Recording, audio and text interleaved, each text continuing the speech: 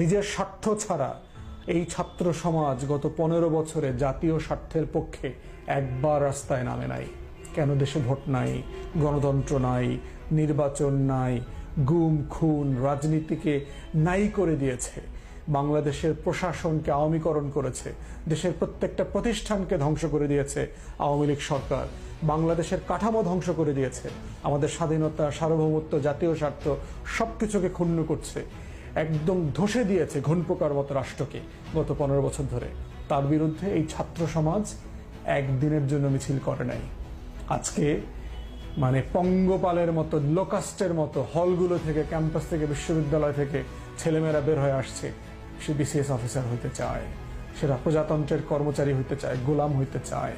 এই বিশ্ববিদ্যালয়ের শিক্ষক কর্মচারীগুলা তারা 50 লাখ টাকা বেশি পাইতে চায়, কিন্তু এরাই তো বেনজির বানাইছে।